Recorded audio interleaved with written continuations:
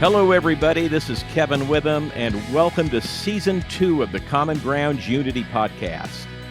In this season, we want to focus on practical discussions about unity within the Stone Campbell movement and beyond.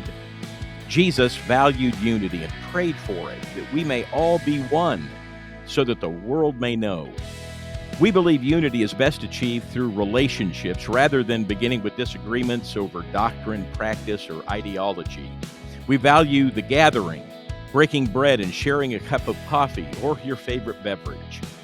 We invite you to gather with another Christian outside your particular family of churches and tell others that unity starts with a cup of coffee. So grab a cup and let's get started with another episode of the Common Ground Unity Podcast.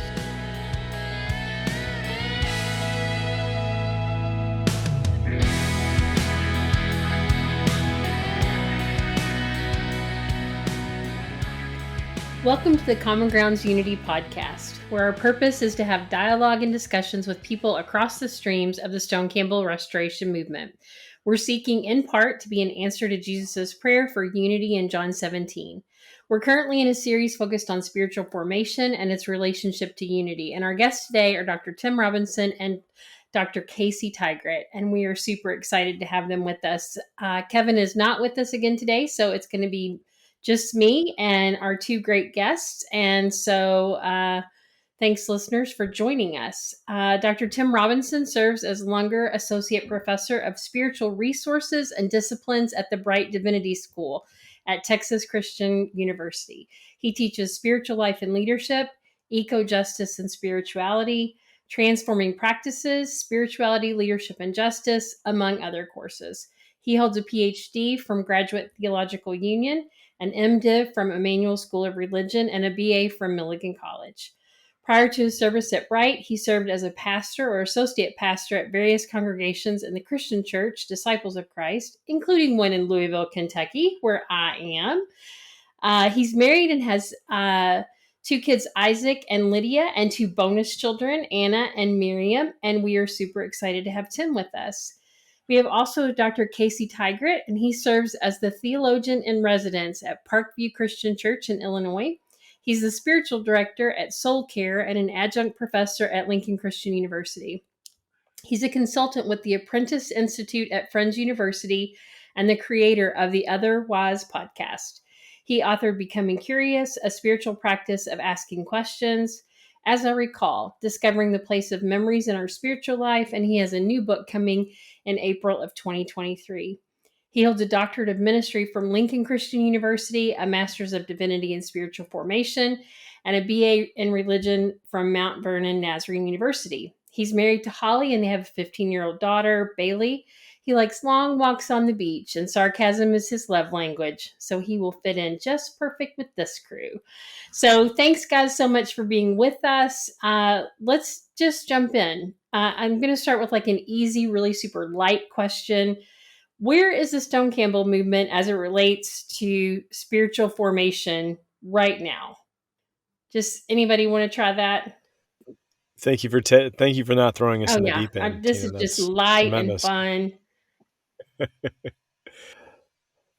From the seat that I sit in, the church I serve, what I notice is that maybe now, and I don't want to say now more than ever, because that really that's way too generalizing, but I think there is a hunger right now in people, and maybe it is a post-pandemic kind of thing, but there is a hunger in people not to return to the way that they were before their life went into lockdown or whatever. I think there's a ruthless refusal to things being the same. And I think that applies to the spiritual journey as well. If there was not even a lukewarmness, but if there was a stuckness, if there was anything that felt like a hang up, I feel like there's an energy right now towards not going back to that. And some of that is recovering older traditions. Some of that is conversations across we're so much more connected now and so many more resources. So conversations across traditions, as we increase in our courage to be able to do that. So I think where we are right now is, I think it's an incredibly fertile time for the conversation around spiritual formation, with the little asterisk on there that like that language is super foreign. Like, what does that word even mean? How do I, is this something I should even look into? And is formation biblical? Like, all of a sudden, this rain shower of questions can emerge from that. But I don't think it really changes the heart of. I think there's a desire when people. I work with people in spiritual direction, and when I talk about formation or direction, they go, "I don't know what that means. Here's what I do know. I want to be a part of that." Like, there's a hunger in me for that, even though I have no clue maybe what it looks like practically. Yeah, Tim, what do you think? Well, I was formed, grew up in the Christian churches and Churches of Christ branch of the Stone Campbell movement, but I've spent almost my entire ministry career and academic career in disciples of Christ communities and contexts and institutions, and so I can speak a little bit to that. That wing of the movement, and the disciples have, since our kind of our settling out in the 60s of distinguishing ourselves from the other streams of the movement, have considered ourselves a part of, for lack of a better term, mainline Protestantism, mainline progressive Protestantism. And so I think disciples are, in some ways, very much in similar places as other mainline progressive Protestant churches in terms of spirituality and formation. It was, mainline progressive Protestantism, and that includes the disciples who are deeply Stoneite and Campbellian in different ways. Very committed to reason, rationality, having a reasonable faith, being active, action oriented. And it was sometime in the late 20th century that much of mainline Protestantism, disciples included, recognized that there was something missing, that we had missed something about uh, the depths of the life of faith. And for lack of a better term, we call that spirituality. And so people started to look to our Roman Catholic and our Eastern Orthodox, and to an extent our Episcopal uh, sisters and brothers, to their traditions, to their practices, because there was Casey used the term hunger. There was some kind of a hunger for a depth dimension of the experience of faith that had been missing. And so I would say that where we are, the last 30 years or so have been a really rich and fertile time, as my position as an academic person, as a teacher and scholar of Christian spirituality, um, uh, has coincided with the rise of Christian spirituality and spiritual formation as academic fields that are now oriented into theological education curricula. And our accrediting agencies that accredit places like Lincoln Christian Seminary and Bright Divinity School, part of our standard is to attend to the spiritual formation of our students. And I see that both in churches and in my students, this kind of hunger for a depth dimension of spiritual experience, and wondering where that comes from. What resources do we have? What traditions are there? And some of those come from a long history that we share with other flavors and branches of the Christian family, and others are right within our own traditions, our own Protestant traditions. So things like contemplative forms of prayer and spiritual direction, as Casey mentioned, and other kinds of practices that we've looked to try to tap into that, as I would say, the depth dimension, or that lived experiential aspect of faith that maybe we had kind of ignored for too long. Do you think that like in your position, Casey, you're coming from like a church context, Tim, you're coming from the academic world, do you see the openness of people who are wanting to explore more contemplative, more like spiritual formation? Do you see that it's supported in the local church, or is there still a ways to go in the way those two things connect, like with where people are wanting to try to go, the way the academic side is trying to equip, and then at the local church level, are people received? I know in my context, I'm Christian church, and I said something about someone needing a referral for a spiritual director, and he was like, "What?" So that might just be Yeah. my experience, but do you think that how do you see those things moving together to get closer? I would love to hear. I would love to hear Tim's take on this too, because I think he's right. The fact that we have academic programs in this is a very strong signal of how powerful spiritual formation is in local churches. I think there's a couple of things that get in the way, not get in the way, but they cause a little bit of static when you start talking about formation in the local church. One is ecclesiology. If we're built on kind of if you're a church that's built on an attractional model, let's say, and you know, I think Restoration Movement churches, especially independent side, has some of the larger churches in the country, and you really are about a kind of a salvation experience. Mm. Um, I find that a lot of times in those contexts, reaching people, moving people to a point of conversion or reconversion, is in giant font and very intentional and very strategic. And then discipleship is sort of organic, but almost organic to the point of being accidental. Like if that happens, great, but that's not something that we're going to lean into. The other side is, I think, just again, a confusion of language and a bit of fear about the language of spiritual, even the word spiritual, and then add formation to it. And, for people who lived through the brouhaha that came out when Richard Foster's book, Celebration of Discipline, came out, there was this massive backlash about it when all he's really talking about are very practical disciplines.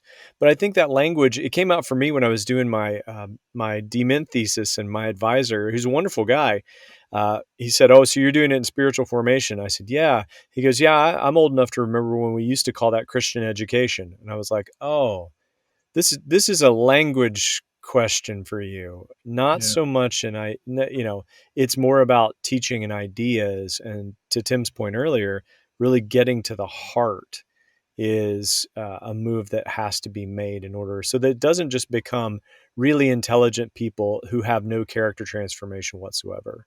Yeah. I think we all know people who know the Bible completely and fully, and yet are tremendous jerks. And that's one of those things that happens when we don't allow knowledge to influence character change.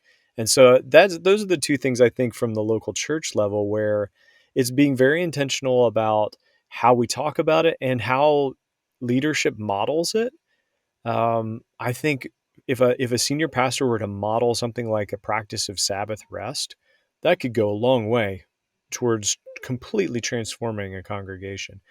And then also making it more a part of our intentional strategic mission as a church, that we're here not only so that you might find your way to Christ, but also so that Christ might find his way into you and you would be transformed from the inside out. And that for me, that's the like tuning fork that gets struck in my soul whenever I read people like Dallas Willard, and just that language of, this is where it really, those two pieces that grace lived and grace experienced really come together. So yeah, so that's from my side. I'd love to hear what Tim says about that.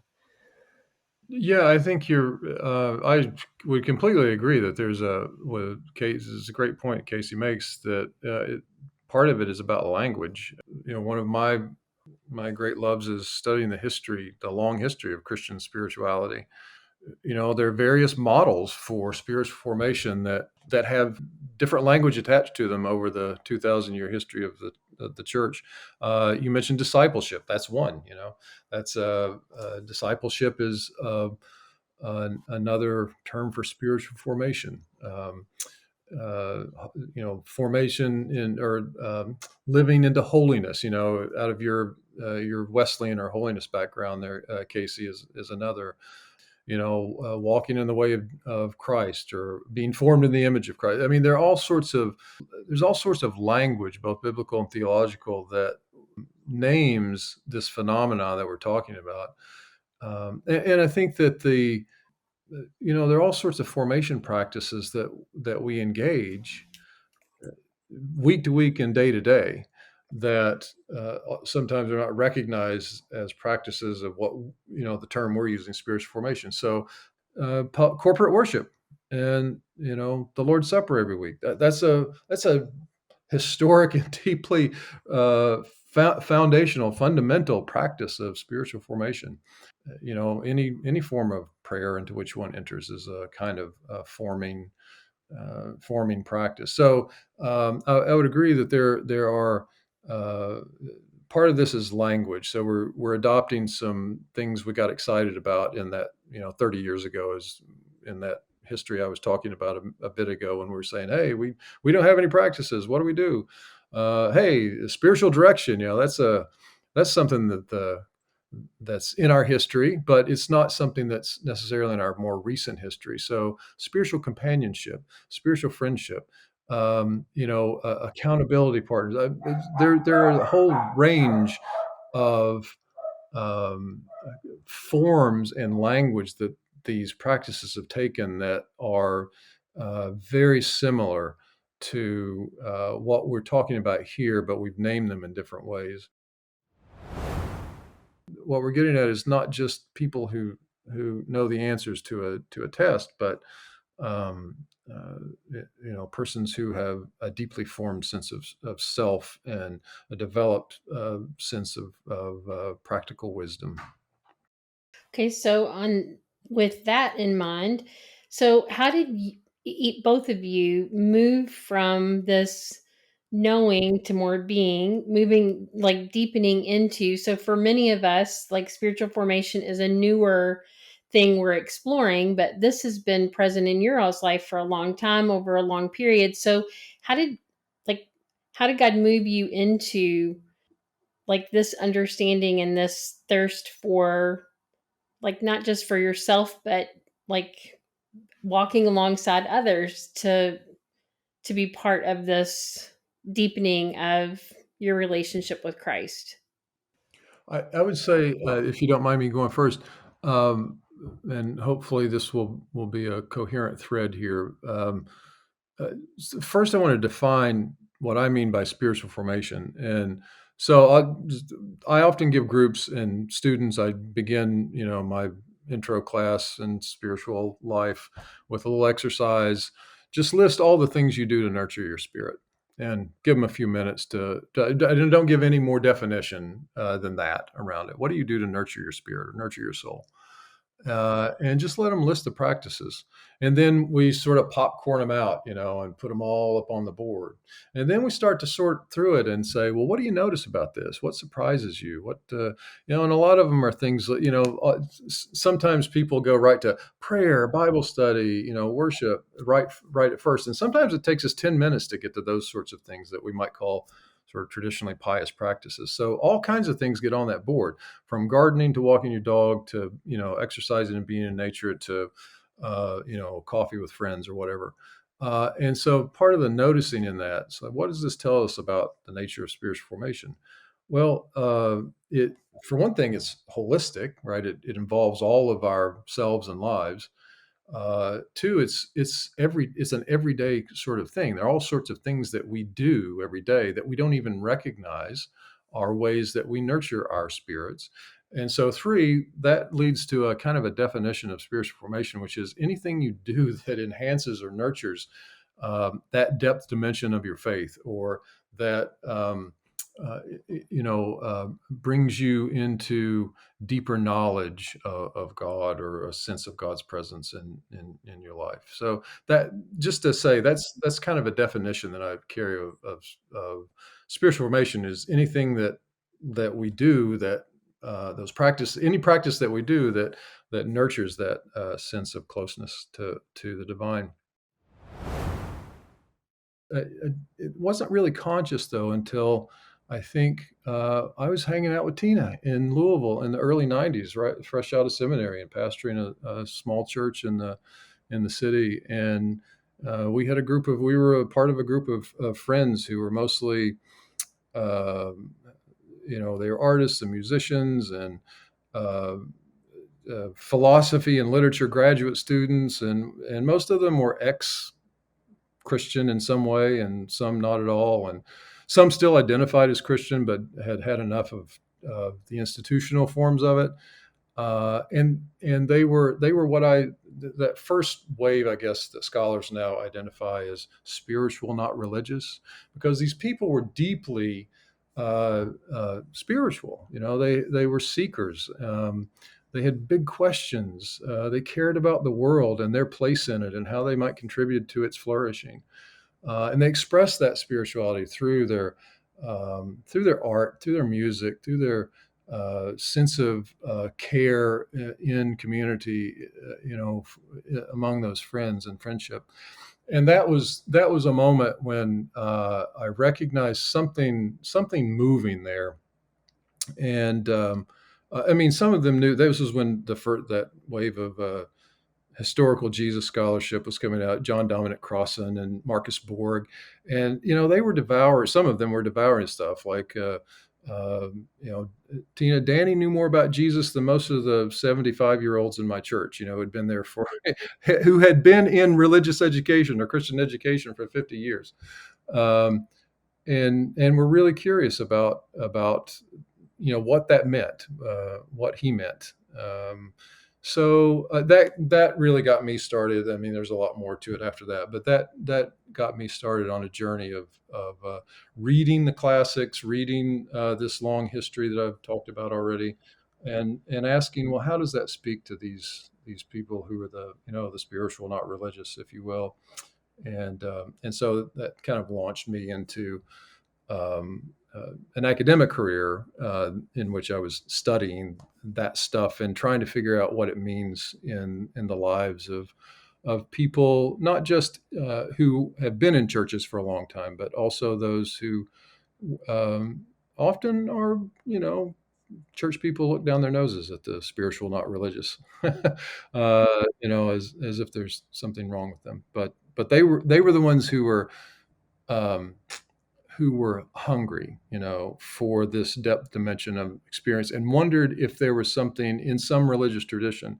like Christianity or some other one, that could speak to that. So that's kind of how I started down this path of really intentionally um, uh, wanting to study and think about the field of spirituality and formation. I would say some of my story would be similar there. I grew up in the Church of the Nazarene, and a fairly not and this is not a broad brush. Not all churches of the Nazarene are this way, but the ones that I grew up in were fairly fundamentalist. I grew up in southern West Virginia, so I think there's a difference between southern churches of one denomination and northern churches, Yankee churches, if you will, of another denomination, and are the same.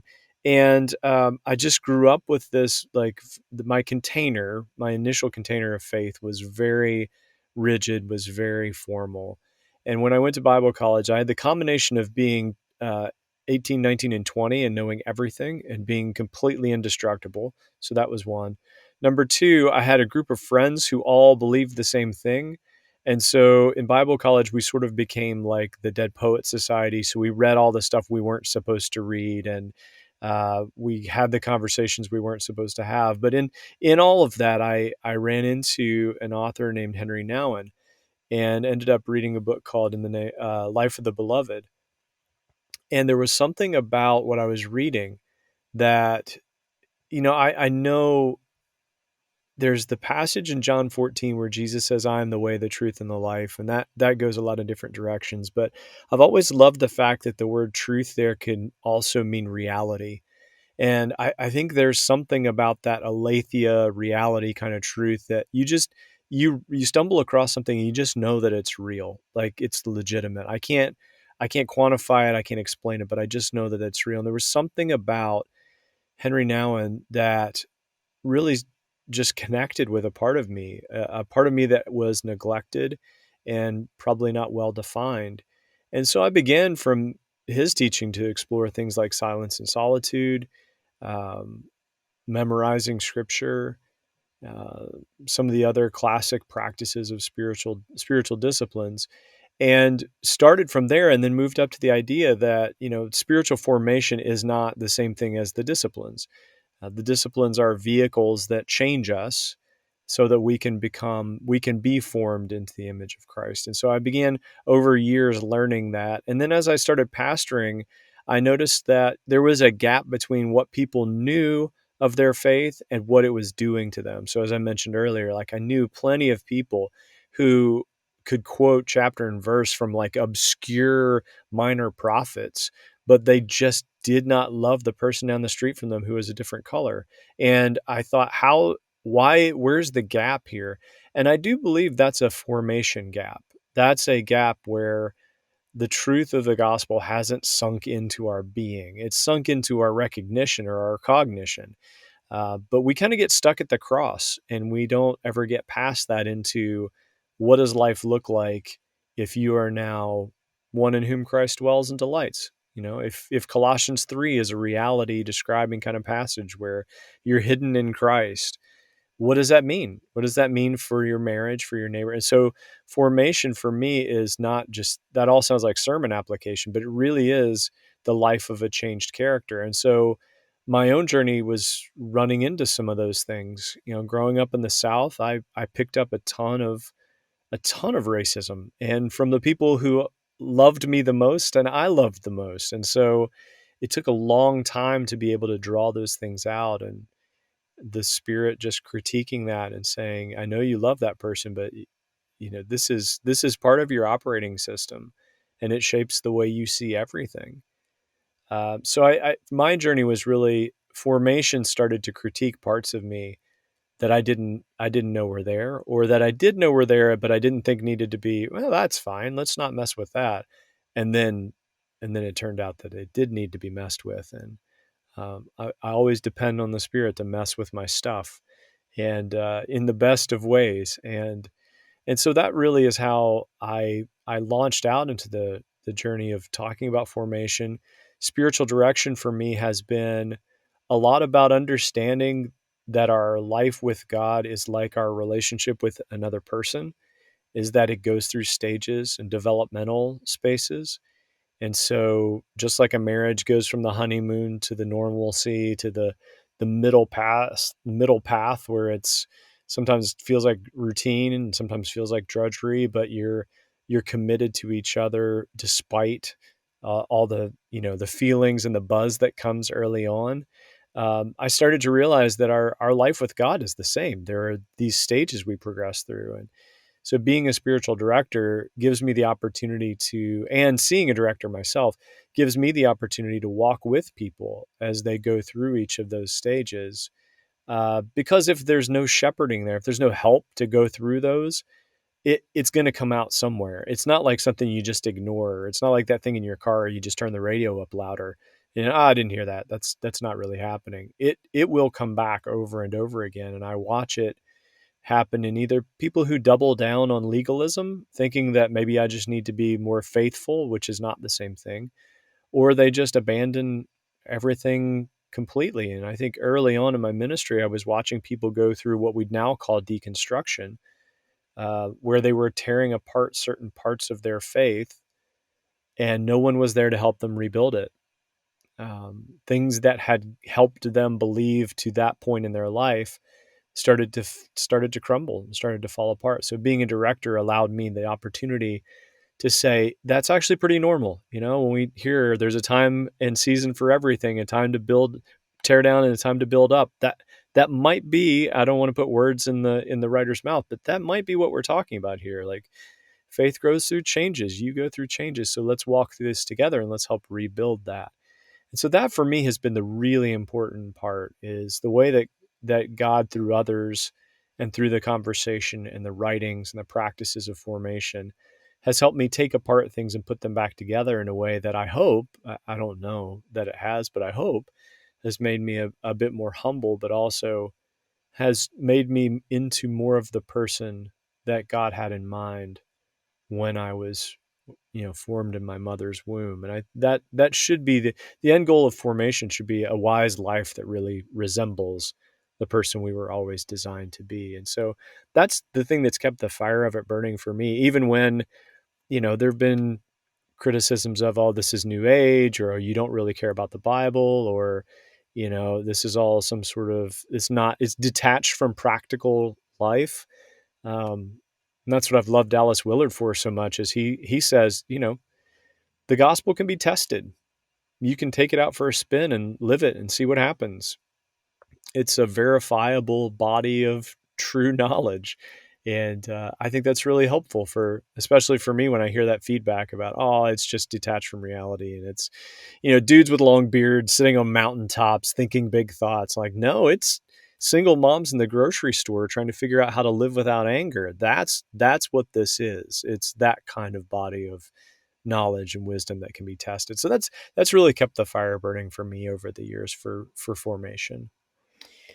What is something that you all have seen that helps us get unstuck from the being to the way that we're wired to um, perform, to check off the list? We've been to church, um, we're in an accountability group, or whatever the programs are at our church. How do we get unstuck from what we do to who we are, or how to be with God rather than do for God?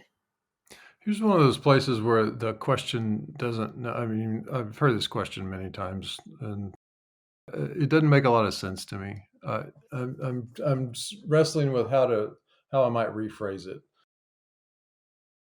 So often students or persons in churches or whatever want to know, well, what do I do? What do I do to what practices are there? They're looking for magic practices that create experiences or make them more whatever spiritual. And so and I often give assignments in which you need to go and choose a practice, a classic practice from Christian history, and do it for the semester, and then reflect on it. But one of the things I say in making those assignments is to say, choose something, choose a plan, choose a practice, choose a discipline that's doable, for one thing, because this shouldn't be, and maybe this gets to gets to what you're saying, Tina, or asking, Tina, is that it shouldn't be just something else that causes you to be discouraged when you fail to accomplish it or achieve it, right? So alternatively, I like to ask people when they're thinking about this matter, how do I become more spiritual? Uh, is is to ask, well, what do you hope the practice does to you, with you? Like, what do you long to become? So I want to approach it from a sense of longing or desire. Like, what are the deepest desires that you have for yourself and for the world? And how do you imagine you might join your deep desires to the world, what you also deeply desire for the rest of the world? So that shifts the ground, for me at least. It shifts the ground from achievement oriented approaches, and discouragement that occurs when you said you were going to do this discipline every day for 20 minutes or whatever, and you haven't done it for 2 weeks now, and so you're just going to give up because you can't get it done. And or you tried this form of prayer and it didn't work. You didn't, nothing. You didn't hear any angel choirs, or have a deep sense of oneness with the universe. And so, rather, what is it? What is it that you long for? Not what is it that you think you ought to be doing to be better or somehow, but what do you long in yourself and in the world? So maybe that's just one suggestion of a way to begin to think about that question. Mm-hmm. Yeah, I think my response would be very similar to that. And it is for me the fact that too often when we talk about formation, we do go to the doing really quickly because spiritual disciplines have been so far out in the front of that discussion. But more so because, if I think about when people are a part of our church and they say, I've become a Christian, what should I do?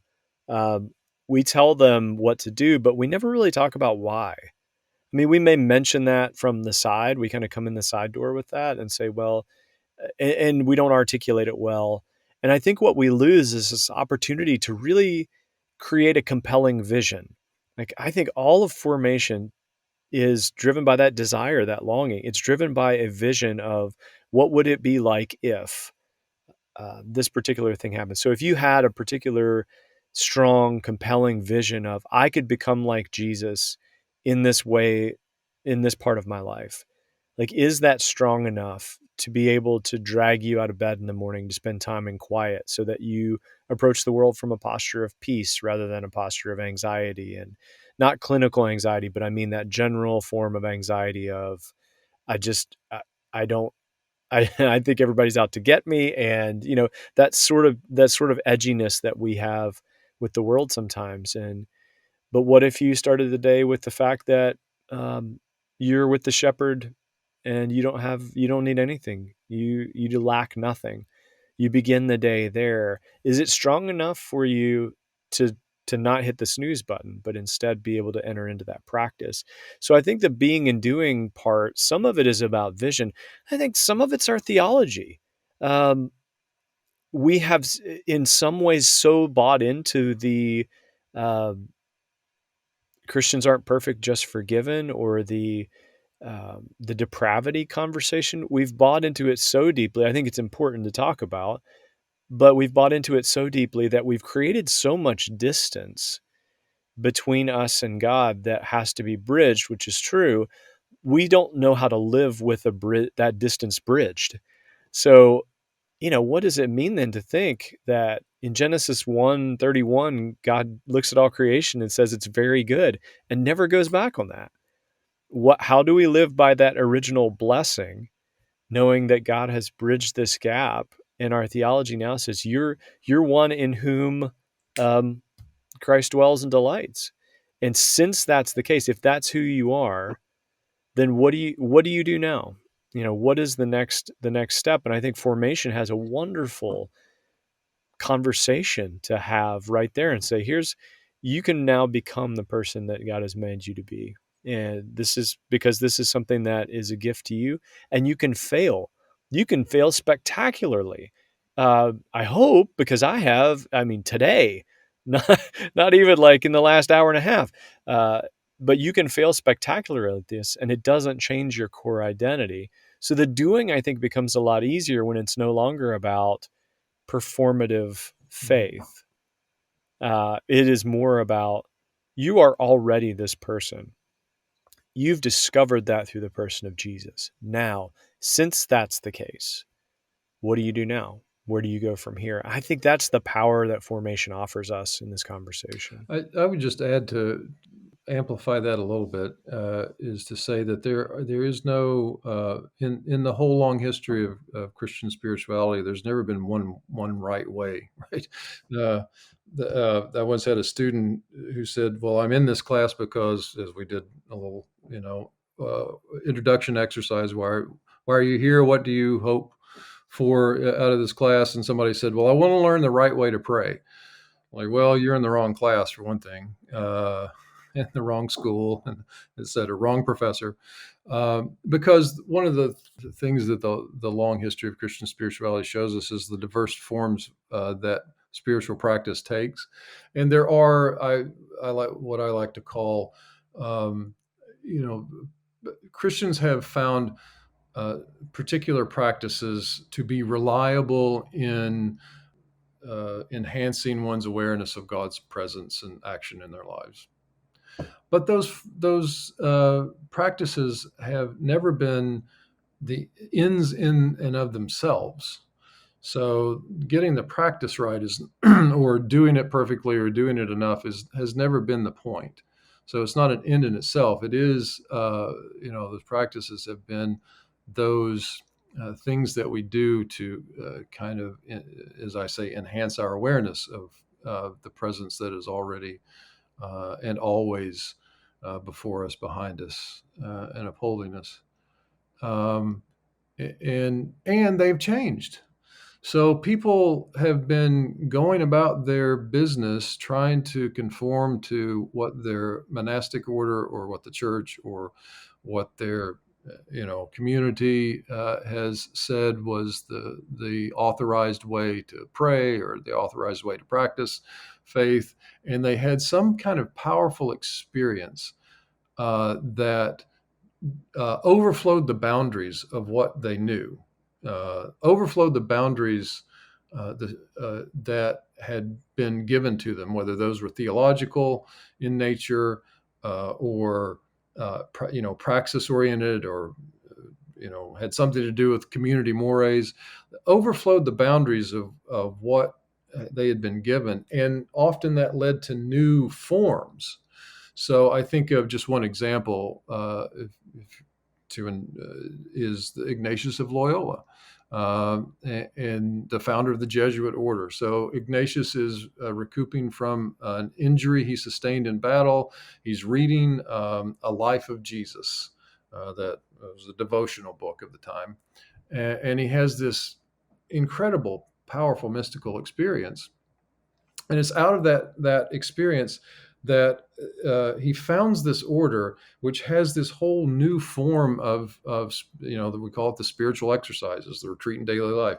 People still do it today with the guidance of a spiritual director, both in the Jesuit order and in other Catholic contexts, and now in Protestant contexts. And a form of discernment that is so incredibly powerful that it's probably the way in which the thing that we often mean in circles I run in when we talk about discernment. We're talking about Ignatian discernment, and it was because he was this 16th century Spanish